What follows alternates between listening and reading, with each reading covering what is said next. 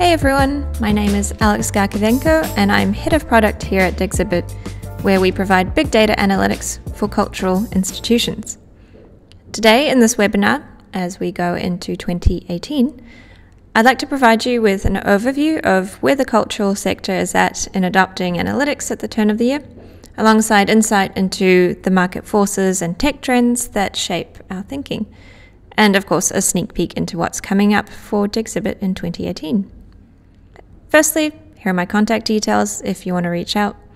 I'm always on the hunt for new ideas and user feedback and love talking to anyone about big data in the cultural sector, whether you're an existing Dexibit user or just as passionate about museum analytics as we are. You can also keep up with my news, including any new product updates via social media or at product.dexibit.com, where you can also register if you want to volunteer with our user experience testing and beta testing communities.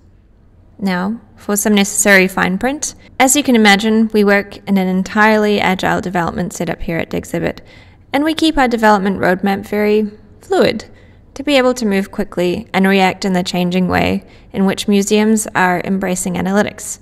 So today I'll share a few insights into our plans for 2018, but please do keep in mind that we don't consider these completely concrete. To provide some context for our discussion today, we want to give a brief overview of the Muse data landscape. Over the course of the last few years, and certainly in 2017, we've seen the gradual rise of big data analytics.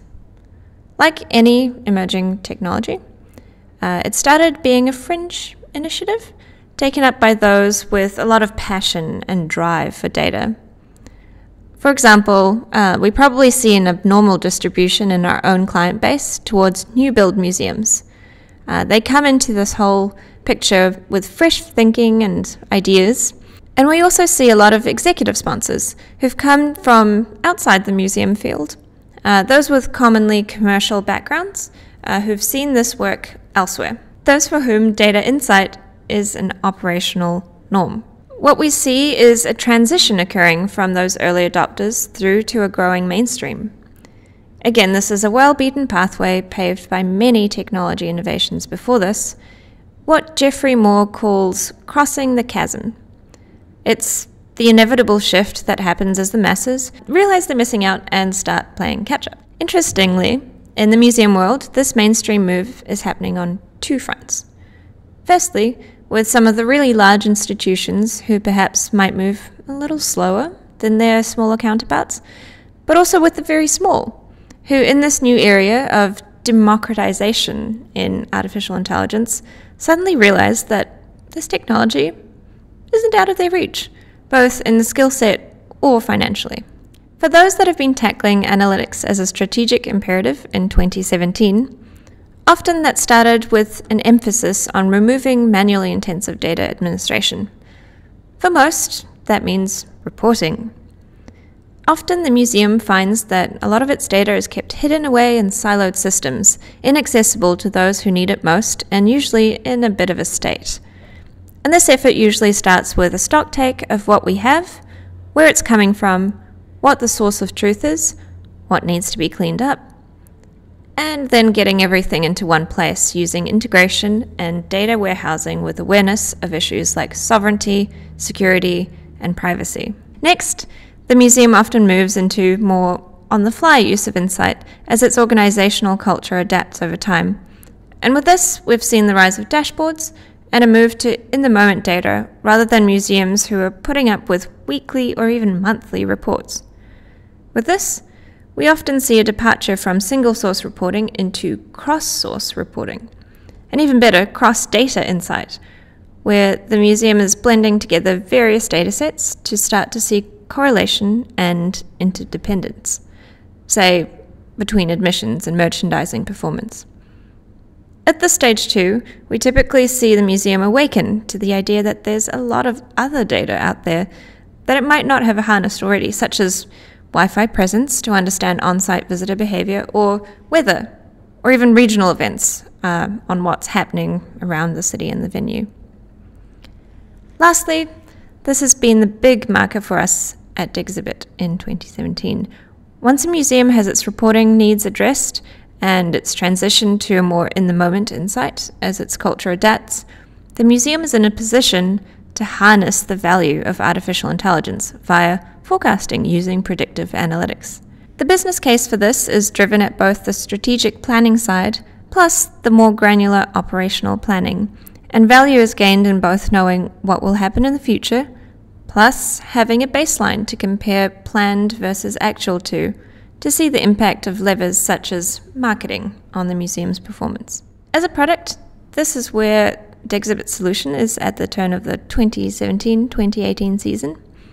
In-app modules including dashboards, reporting, forecasting, a library, and behind-the-scenes venue administration for data integration, integrity, and access management.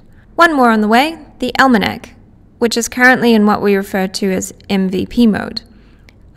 It's in a calendar widget available in the library currently, while we build this out into a fuller standalone module. And last but not least, the Data Lab for technical users, providing an extensible self-service analytics environment for data analysts, architects, and scientists, as opposed to Dexibit proper, which is designed for the non-technical museum-side data user across departments such as marketing, membership, or visitor services and operations. At Dexibit, we concentrate our investment into 3 frontiers. For a start, we're putting out additional data visualizations and integration packs each week. And we're always looking for new ideas from our users, and we can often turn these around very quickly within a week or 2. Secondly, we have a constantly moving roadmap of new functions and features which help museums interact with insight and collaborate over data, and do so independently without advanced statistical or technical skill sets. Lastly, but most importantly, we invest heavily into introducing innovation using artificial intelligence into the museum. This includes new forecasting models, as we've mentioned earlier, but also we've been researching into a lot of new technologies such as natural language generation, working out how we can provide insight in not just visually, but also words, and how we can utilize bot automation to support proactive and Q&A-led inquiry with this for our users. Because not everyone loves graphs, as surprising as that is. These areas are very much bleeding edge in the wider analytics industry, even for the commercial sector, so this is an incredible opportunity for the museum industry to play less of a catch-up role and to be more of an innovation leader for big data analytics. One really curious thing that we're seeing in the museum world, I thought I'd highlight today, is how some institutions are thinking about operationalizing analytics back into the museum dynamically, so that they're not just using big data analytics to inform their people, but their systems and processes too. We're seeing this play out in security, particularly as the museum gains a real-time view of what's happening in and around the museum. And in operations, such as with capacity management or queue wait times, including sharing this kind of insight with museum visitors themselves. And last but not least, we're also seeing this in terms of a move to dynamic ticket capacity and pricing, more reminiscent of what we might expect from something like an airline or a hotel. The curious thing about this change is that it comes in at a point when a museum has enough trust in its data, its analytics capability, its experience with these models, to essentially step away into a hands-free mode. This is where longer term, I think we'll see some very timely disruption to traditional museum business models. So that's the landscape, and that's our world at Dexibit. Before we finish up, I want to share with you 3 of my favorite things coming up in the platform in 2018. I mentioned before that we're constantly coming out with new visualizations and always on the hunt for new ideas. And this is a great one, a dreamy by space analysis. We're introducing a new concept of spaces to Dexibit, and it allows consolidation and renaming of multiple zones from Wi-Fi presence together with footfall counters or other position technology into areas that are more meaningful for the business side of the museum. These can be associated then with exhibitions and events to be used later for analysis. This particular visualization enables you to choose any space in the museum. Say here we're looking at the Natural History exhibition space, and at a glance, very visually, see how many visitors come into the space, where they came from, and where they're headed to next. It's a great way to interactively click through and analyze individual gallery experiences or visitor pathways and see how these change over time. In addition to visualizations and integrations, we're also constantly making enhancements to our user interface, that is, the dashboards, reports, forecasts, etc., that connects the museum with its data. One of these modules I mentioned before is the library, which holds dozens of pre-made insights and visualizations ready to go. At the moment, we're just making a bunch of improvements to make this easier to navigate, particularly as the volume of these visualizations gets bigger and bigger. Next year, we'll be adding an expanded view so that you can quickly reference all sorts of information on a visualization, not only where the data is sourced from, but more how to interpret and use that insight, or similar analysis you might be interested in. We're also looking to surface who else in your organization uses this. These metrics will then also be surfaced back to the accounts administrators, and then of course start to make recommendations for you based on what we know about your role in the museum, your preferences for digesting information, and other things you'll be interested in. This is all geared towards making data analytics easier for the business user at the museum, increasing data literacy, and helping with the big challenge of creating action from insight, or what we here call, here's what, so what, now what. Lastly, we release a big new module every so often, and our next one coming up is the Almanac, which is a very unique strategy of Dexibit for managing contextual enrichment.